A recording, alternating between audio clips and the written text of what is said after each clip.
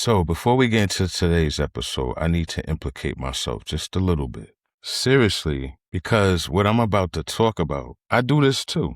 I got people frozen in my mind, right? They're still 19, still 23, wearing the same fitteds, same haircut. They probably speak the same slang. At least in my memory, they do. Meanwhile, they've been out here living a whole nother life that I know absolutely nothing about. And that's crazy when you think about that. My brain took the last version of a person and then it hit save on them and it never updated the files. So before anybody thinks that I'm talking about them, I'm talking about me first. And look, by the time we're done here, I want you to start thinking about someone specific, somebody from your past, and then think about what it actually means to really know somebody. Because this one ain't really about my neighborhood. It just starts there.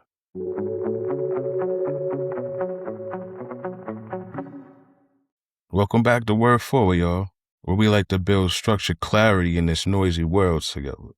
I'm your host, Damien J and this is episode 25. See, this one started with me thinking about taking my kids back home, back to the block, back to where a lot of who I am was built. But the more I sat with that thought, the more I realized it really wasn't about me bringing them back home. It was really about something much more uncomfortable to sit with. What happens when a place that still feels familiar to you, but the people inside of it doesn't? Or maybe even a crazier thought than that. What happens when you don't feel the same?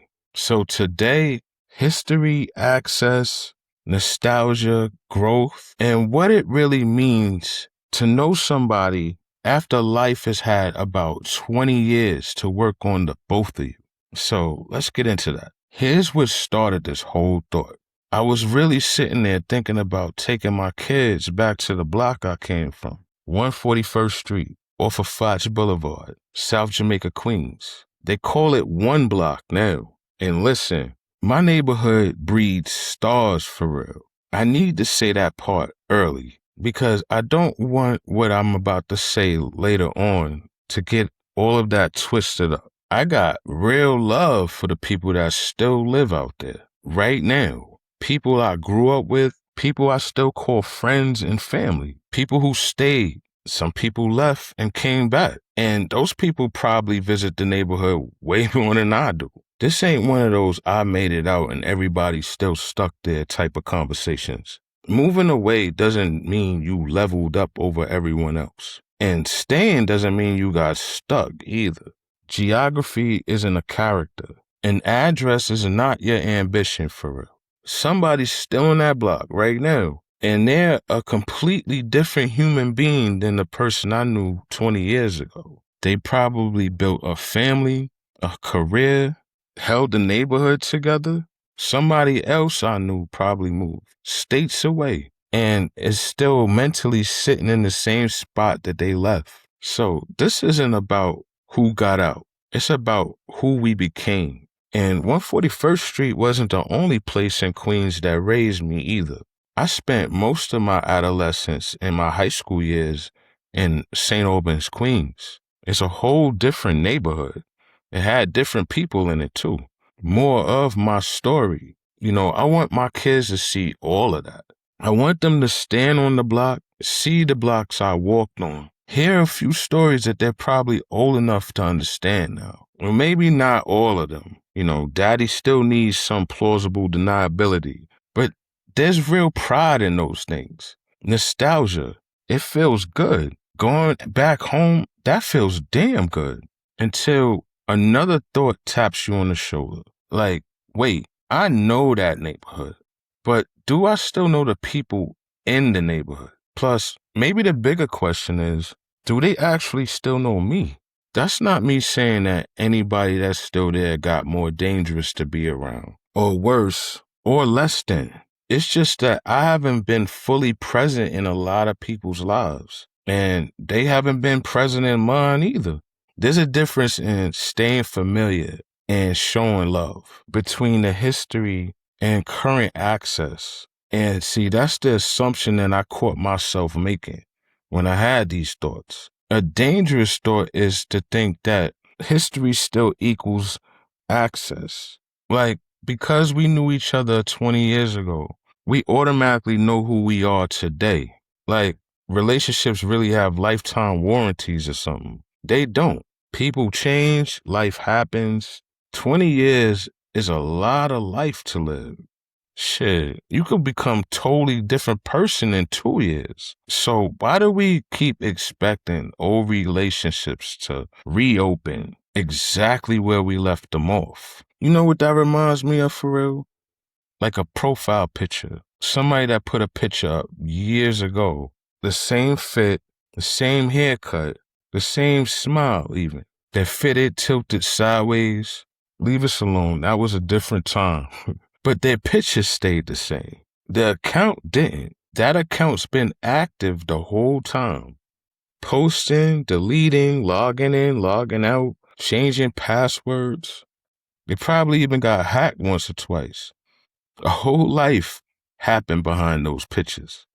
They got married, probably got divorced, had kids, they moved away, they probably came back, stayed, and then they built something right where they were. They probably lost family, found God, questioned God, made money, lost money, started over. Life got harder for them. Maybe it got softer. 20 years of life behind one frozen image. And then when you see their face again, your brain goes, yeah, I know them. No, you know the picture. You don't know the account holder anymore. You know, we do this to our old friends, people from school, people from your neighborhood, even family, people that we only see at funerals, cookouts, maybe even someone's wedding. They walk around holding these outdated pictures of themselves, and then they call it current relationships. You know, honestly, I'm guilty of that too, because that's the other side of this. You knew me, but you don't know me. It sounds tough when you say it like that. Almost like you don't know who I've become. But see, hold up, that cuts both ways. If you knew me once and you still don't know me anymore, there's a good chance I knew you and I don't know you anymore. You see, that hits different. And I can't point fingers. That's why I gotta put myself under that same microscope. You know, some of the people that I might be talking about grew up in ways that I'll be really, really proud of, especially if I took time to learn their new story. Somebody that I remember from my old neighborhood, they might be an incredible father or mother right now. Somebody that never moved away probably is the person that the whole neighborhood counts on today. I might be the outdated one. And you know, when you think about it like that, I could be one worried about if another person knows the current me right now, while I'm still carrying the 20-year-old version of them in my head. That's why this can't be like I'm the one that evolved and everybody else is just standing still. That'll be arrogant. Real talk, it probably wouldn't even be true. Everybody grows up, just in different directions, in different speeds, in different ways. If I haven't been around somebody in about 15 to 20 years, how can I honestly say that I know that person today? Instagram, that's not knowing somebody for real. Watching their stories is definitely not knowing them. Those happy birthday bros once a year, come on, man. That's not a real relationship. That's just calendar maintenance. You know, we might have history for real, and that's a real thing. But some of what we're calling knowledge of a person is just memory, stored memory. And that's not the same as knowing who a person is today. Nostalgia, it will lie to you, not maliciously. It's just really good at the editing department. It cuts out all the time that passed, and then it jumps straight to the good parts. So you see somebody on the block and it's like, yo, my boy, 20 years disappeared in seconds. Emotionally, that could hit you real. That's love. I'm not disrespecting none of that. I'm not saying that distance made me better than anybody either. Sometimes the person who stayed close to the neighborhood grew more than the person who left the neighborhood. Life doesn't cut that neat. Practically, though, we just met again. It's like we're damn near strangers. We just wear familiar faces. And I know that's a weird sentence to even say, but I think it's a true one. Honestly, I got frozen pictures in my mind from St. Albans, too. It's not just the blocks. It's everybody that stopped updating each other. I don't think that's a sad part. Being strangers again doesn't mean that your relationships are fake. It just means that life kept moving. Maybe instead of feeling offended that somebody might have changed, we should get more curious about who that person has become. So that kind of brings me back to why I even started thinking about all of this. It was my kids. They didn't grow up like I grew up. They're on Long Island, in the suburbs. There's things I learned from being outside way more than them.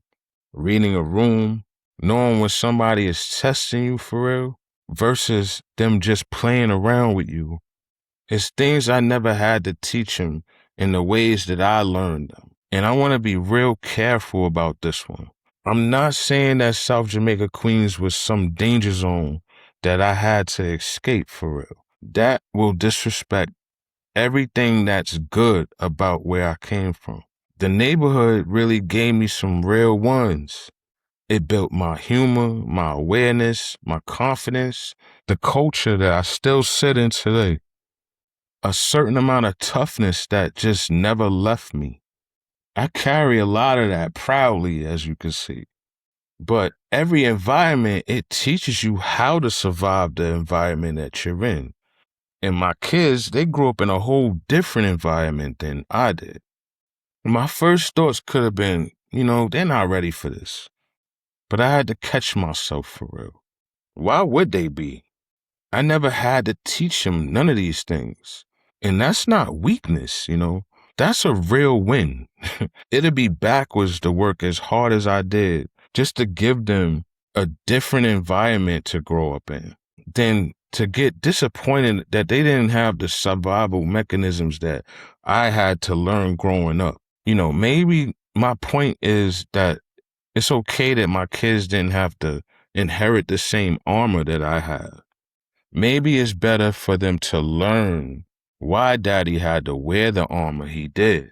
So the real question isn't, are my kids tough enough for the block that I grew up on? Nah, it's more like, how do I show my children where I came from without handing them the scars that it took for me to survive it?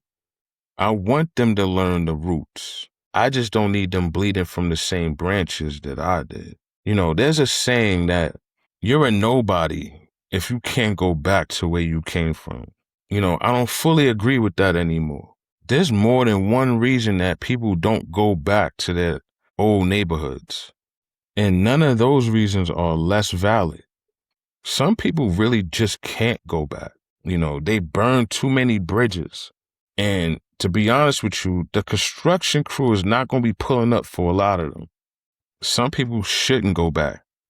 It's not safe for them, man, anymore, physically or emotionally. I know a lot of people that don't want to go back. There's too much pain in those chapters. And then, there's some people like me that could go back whenever they want. Hug people, laugh, eat good, and then they pull off saying to themselves, I really, really miss this place. But I just don't live here anymore. Not geographically, internally. And that's okay. Somebody can have the same exact internal growth while still waking up to that block every morning. It's the distinction that growth doesn't come from your zip code. You can always outgrow a certain version of yourself without outgrowing the people that you grew up with. You can also leave your whole neighborhood without becoming better than the people who stayed there. And you can still stay local without being trapped in who you used to be. Look, I don't have any of this all figured out. I still don't know if I'm taking my kids back to my old neighborhood this year. And that hesitation is not me looking down at my old stomping grounds. I'm just being a father. That's two different things. Some days I'm like, hell yeah, let's go. Let's pack the car. Let's go to my old neighborhood. Then there's other days I'm like, maybe daddy's just going to give you the virtual tour of this place right now. I don't know yet, and that's okay. I'm a father before I'm a tour guide. I'm not here with all the answers, but I am here with a lot of questions. And you know what's funny about that? We spend years becoming different people, right? Then we get surprised when the people from our past, they don't recognize those updates. You know, they weren't there for them. They got a 2.3 version of you while you're walking around on version 11. And then you say, you should still know who I am. How? They missed about 8 or 9 updates of you. And you definitely missed a chunk of theirs too. People can genuinely love each other, right? Have real history and still be completely outdated from each other. Maybe that's why a lot of reunions, they feel strange, 30 seconds in, everything feels exactly the same. Then around 5 minutes later, you're like, oh, this is a whole different person that I'm talking to right now. And they're thinking the same thing about you. I don't really think that's sad anymore. I think there's an opportunity in that. Because if I only let you be who you are when I knew you, I'm not honoring our history for real. I'm trapping you in a past. And I don't want that done to me. So I can't keep doing that to other people. The healthiest thing that we can do with the history that we have with others is to stop pretending that no time has passed in between. You don't need a dramatic reunion, and everybody doesn't need to come back into your life the same exact way. Some doors are closed for a reason, and it's okay to leave them things shut. But for the people who still matter to you, maybe we just need to reintroduce ourselves again. Not because the old relationships are fake, It's because they were real enough to deserve a current version of you. When you say to them, you knew me and I used to know you, that's real. After everything life has done to the both of us, maybe the most respectful thing we can do now is say, man, it's really good to see you. So how are things these days? Try something this week. Think about somebody from your past that you haven't heard from in a long time. Not every single person from 1998. Some of those doors stay shut. I'm talking about somebody from where the love is still sitting there, but the information is just old. Next time you talk to these people, don't just replay those greatest hits. Ask them something about right now. Give them a real chance to update their picture in your head. And give them permission to meet the current you too. The healthiest thing is to not pretend that neither one of you grew and evolved. Maybe it's worth meeting each other again for the first time. And if somebody came to mind while you were listening to this, I want you to send this to them. And jump in my comments. Let me know who's somebody from your past that surprised you with who they are today. It could be good. It could be bad. I want to hear all of it. Follow Word Forward on Spotify, Apple, YouTube, iHeartRadio. And remember that the inner circle is in the description so we can fully touch this topic a little more. Remember this part. You might know somebody else's history without knowing who they are right now. And where they live today, it doesn't tell you who they became for real. Give some people that room to grow wherever it benefits their growth. This is Word Forward, y'all. I'll see you in the next one.